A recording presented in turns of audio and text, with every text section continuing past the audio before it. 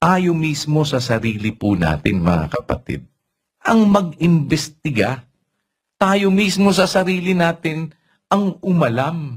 Kasi kung hindi, ang mangyayari, mag-iiba-iba tayo ng mga information, pagka ang nangyari sa atin, ganon, magkakagulo. Lahat na lang, mababago-bago, magkamismo sa sarili natin. Kasi, Brother Rodel, marami magtatanong, ganito, dapat magkaroon tayo ng ano, dapat magkaroon tayo ng listahan, dapat magkaroon tayo, iba-iba nga po yung kanilang statements at iba-iba yung kanila pong mga paliwanag doon sa mga ito, hindi naman to ganito, ay yung sa amin ganito, ay sa amin ganito. Ano pong ibig sabihin? Kapag basta lang tayo maglalabas, magkakaroon lalo ng confusion. Kaya kami po ngayon sa aking bahagi, nagsusulong po tayo, identify ninyo.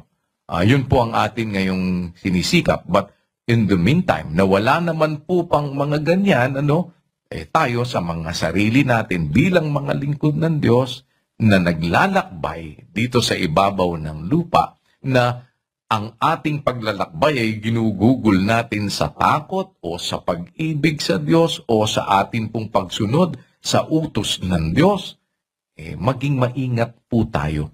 Gawin natin itong kung bahagi, Brother Rodel, ng responsibilidad natin na yung ating pagkakaawang gawa, paggawa ng mabuti, pagsunod natin doon sa mga aral at katwiran na ating natututunan, ay bahagi po ito ng atin pong dapat na i-observe. At kung ito'y i-observe natin, i-observe po natin siya diligently.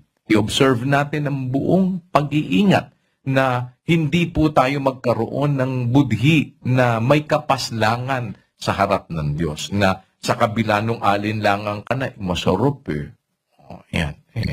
O kaya sa kabila noong nagdududa ka dahil hindi mo alam kung ano talaga yung definidong sagot, kung yan ba inihain ba o hindi. Di, kahit po sa iba-ibang lugar, nakapansin ka na, bakit parang may bagong hindi, mukhang marami kayong pagkain ngayon, may handaan.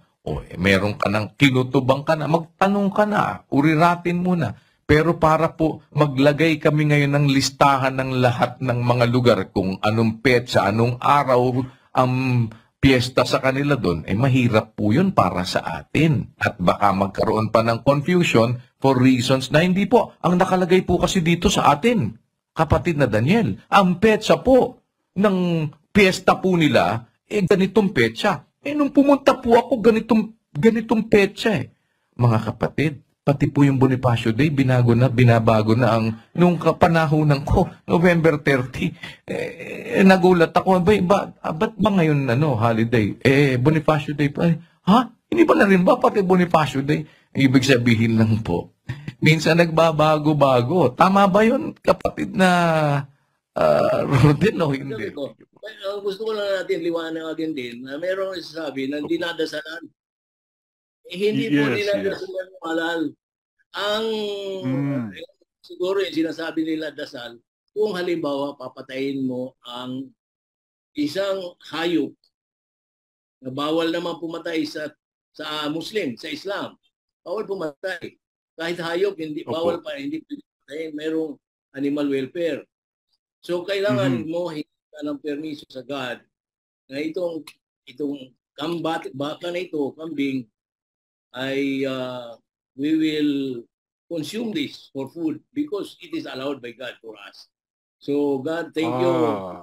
Pasalamat tayo na mayroon tayong blessing at hingi tayo ng forgiveness na papatayin natin itong baka, itong animal na ito. Kanina ito, masaya pa. Ngayon biglang kakainin na natin. Medyo masakit sa kalooban natin yun, di ba? Opo, yes. Actually, that is the very essence Ang akala yun po yung essence talaga. Yun yes. Hindi po yung prayer. Nanghingi ka lang ng permission. You are mentioning only, God, please forgive me. Parang gano'n lang. Permit us. Opo. Thank you. Thanks God. Hindi, iba na yung nagdadasal tayo lang, bigyan mo kami ng kung ano. Wala yun. Wala po. Hindi rin po siya attorney alay, no? Hindi ialay kasi bawal nga yung inaalay. Pag sa Holy Quran, Sa Holy Quran, mayroon tao nag-aalay. Kaya ang mga karamihan ng mga religion na not really, not Christian, not Muslim, not yung mga local tribal. Inaalay nila doon sa kanilang gods. Mga gods. Bawal yun.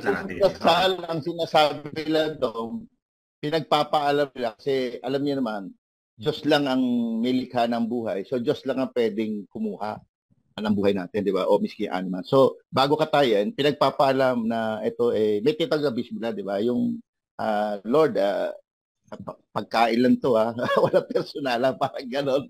Di ba? Walang, di ba? Ganon lang po yon. Hindi po yun bulong o dasal po yung word na yon. Para bang yun alam niyo, parang tayo, Catholic nung araw, yung, ay Diyos po, parang ganon lang yung expression nila. Jesus Mariosep. Jesus Mariosep. Mga ganon. Parang, lang yung salita lang. Text me to God. Parang gano'n. Yun, di ba? Yung Lord, wala ka na. Lord, magluluto ko, Automatic expression. Parang bang sinasama mo si Lord sa iyong gawain, di ba? Ganon. Pero madalas po, dito sa Pilipinas, Christian po ang cook natin Hindi na po, bisan di nga nagdadasal. Hindi, meron tayong si Mission Kristiyana ito, rin to, Islamic, rin to. Nag-aaral ko ng Islam po Nag-Muslim ko na mission. Good evening, Hello, rinig na po? Yes. Yes, okay. Alhamdulillahi Rabbil Alamin. Assalamualaikum warahmatullahi wabarakatuh. Okay, Ustads po ba kayo? Ismail Abaya or? Hindi, okay. So, ayan, regarding dyan po sa halal, kasi unang-una na nakapag-aral po kasi ako ng Islamic Studies for more than 9 years. Wow. Yes, 9 years. Pero sa loob ng 9 na taon po na yun, di pa po ako yumayakap sa Islam.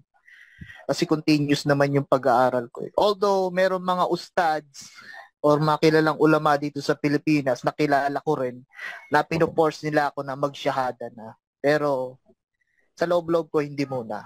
Hindi naman nila ako pinipilit, baga binibigyan lang nila ako ng magandang suggestion na mag-shahada ka na para mas magkaroon ng kabuluhan yung ginagawa ko. Ayun po. At regarding po dyan sa halal, totoo naman po yung sinabi ninyo na wala naman talagang pag-aalay. Kasi pag sinabing halal, ibig sabihin yan lawful. Pwede, pinapahintulutan.